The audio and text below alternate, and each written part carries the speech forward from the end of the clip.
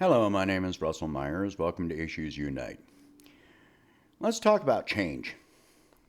Now, a lot of people say that they want change, but in the end, the fact is that they avoid change, especially if it's massive change. I understand some of this, a lot of it. Uh, Change is stressful. It's difficult. You may not know what change will bring. One change can have implications in other areas. This is one of the reasons that I put things forth in the way that I do. I have an ability to look at things and how they interconnect in complex ways. And now this is something that anyone can develop. And but I started at a young age learning some things that led to this ability. Um, I learned to play chess. I learned to play billiards. I learned um, martial arts. And when, the thing that you have in common with each one of these is whether it's the movement of a piece on the board or the movement, of a ball or executing a strike. You have to think not only of that one movement, you have to think, where will that piece end up? Where will that ball or what position will I be in when I finish that strike? And what is the result? What is your opponent going to do in response? Therefore, you have to think about what your next move is going to be, and the next, and the next. You don't think of one move at a time. You think at least 3 steps ahead. You don't look at one part, one square on a chessboard. You don't look at one ball on a billiard table. With martial arts, you're learning to think in multiple dimensions, and it's action, reaction, and in a chain of events. It's not just one thing that is limited. And then later on, I learned, by the time I was 11 or 12, I was studying meditation, in which I have ADD. That helps me. That helped me a lot to learn to focus and to expand how far that my mind could comprehend these things. So anybody can develop the skill to think in complex terms, but it takes an effort. And a lot of people don't want that effort. One of the things that makes people afraid of change is that effort. They don't want to pay that much attention to think beyond voting for one person. And if they vote for that one person, they want it all to be in that person's hands, and they don't think about it until 4 years later. I said in 2016 that if Hillary were elected, that it would result in global war, when we were talking about the lesser of two evils. Now, I voted for Jill Stein because I wanted to vote for something, not against.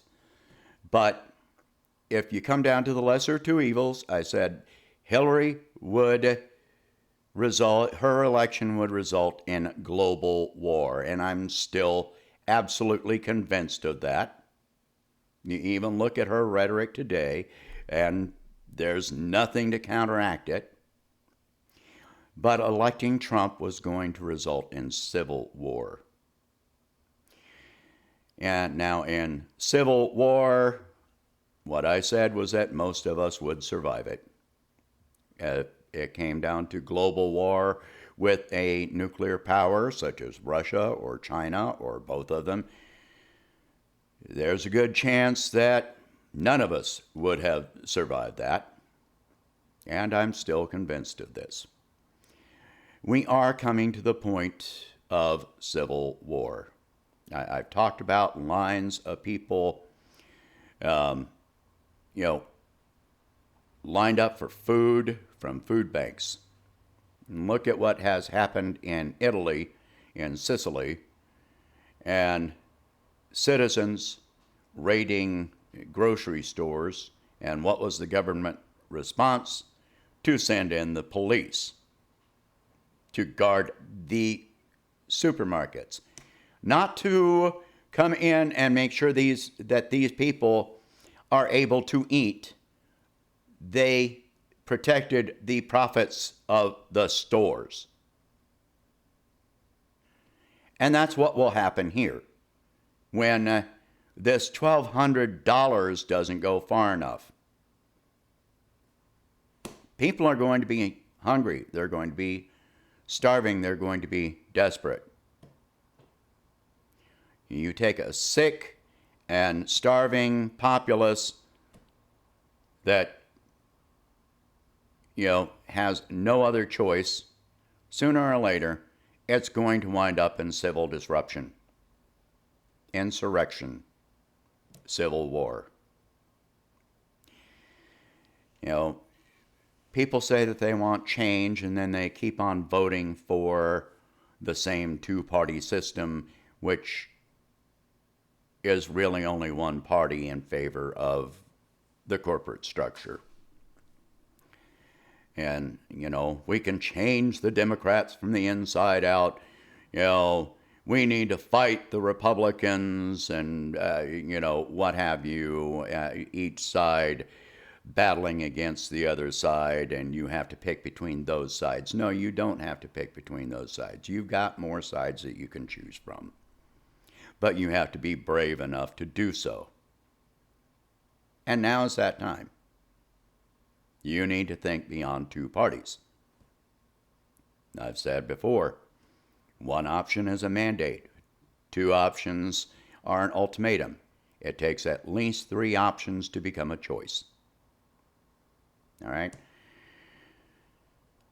Right now, we've got roughly 30 million Americans that have declared unemployment in the last month or so.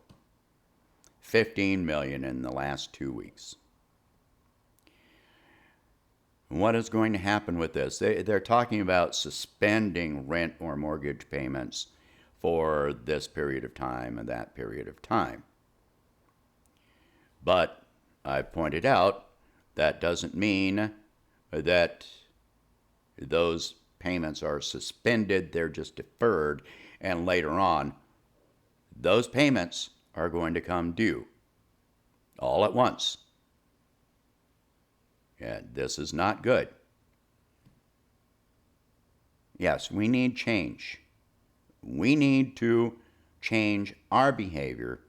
We need to get involved, stop sitting on our ass, start writing and calling and emailing and tweeting to public officials that we want certain changes. We need more than what is happening. Now, being essential personnel, I am under less risk at this moment than all these people that are having their hours cut or eliminated and losing their benefits and so forth and so on. Now, I don't have health insurance. I work PRN, which is as needed as a nurse. which means I don't have any health insurance. I don't have any PTO. If I get sick, I'm just out of luck. It's all on me. But I stick with that decision, because I want more control over my schedule so that when this is over, I can see my daughter. So I said that before. We need to make changes in ourselves. We need to make changes in what we're doing right now and in the future. I talked yesterday about how we need to rely on each other. We need to set up systems and habits where we can rely on each other and help one another.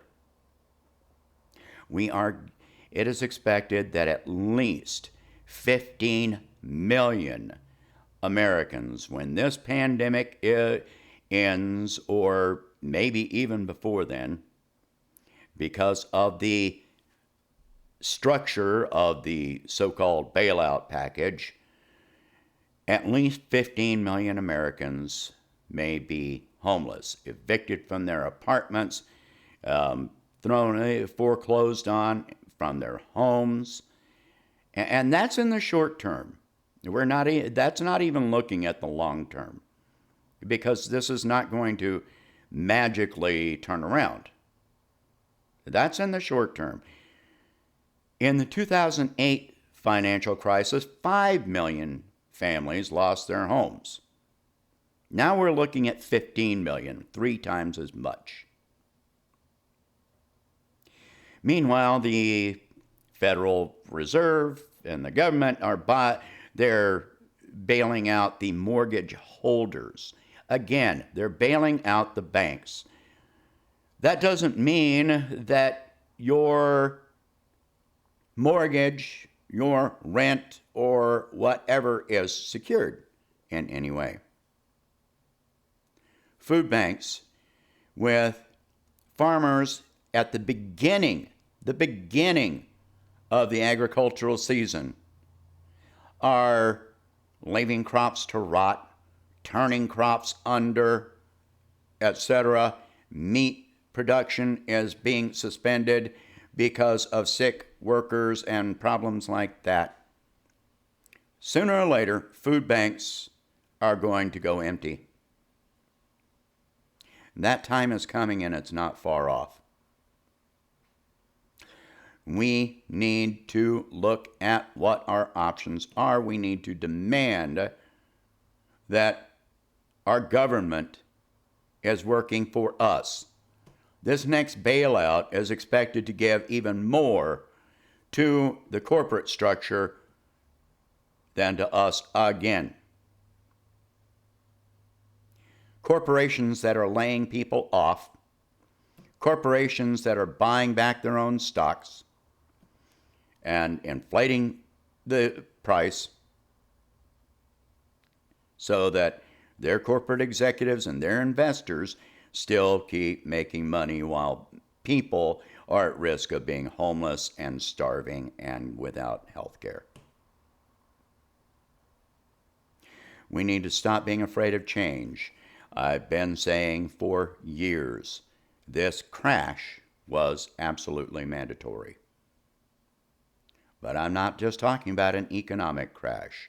We have seen, or at least people are becoming aware of the dissolution of any representative government. Our social structures are not what they should be. All of these things are very much within our control if we take control. And we have to take that control. So I'm not a psychic. I just look at things and put pieces together. When we saw 2008, we talked about the ACA and the public option, and then, We went with the two-party system, and what happened? The public option was just thrown out by Obama. He had a Democratic majority in the House and a filibuster-proof Senate, and he threw it out and blamed the Republicans. The Republicans had nothing to do with it. All right? Hope and change, right. He bailed out the banks, bailed out the financial institutions, and left us behind. We can't let this happen again. 2016, we were discussing universal health care. We're still talking about universal health care, and it's still not happening. Why? Now we've got Biden for Democratic nominee. You can deny it all you want, but he's the nominee. And are we going to continue with the same system? Are we going to keep doing this? It's time to stop doing the same thing over and over again and expecting different results. I pointed out in a multi-part series on my website how universal health care is the most beneficial. Some people are afraid of it because they're afraid it'll eliminate some corporate jobs that have nothing to do with medical care. How if we change our system, you stop paying CEOs, you stop paying for advertising, you stop paying for insurance agents, commissions, and all that money instead gets turned back around and pays for actual medical care. That's just an example of what was in that series. You create jobs, living wage jobs. It creates more jobs than it eliminates. These are things we have to look at how things are interconnected. If we make one change, we have to look at what other changes actually occur. Stop falling for the fear-mongering.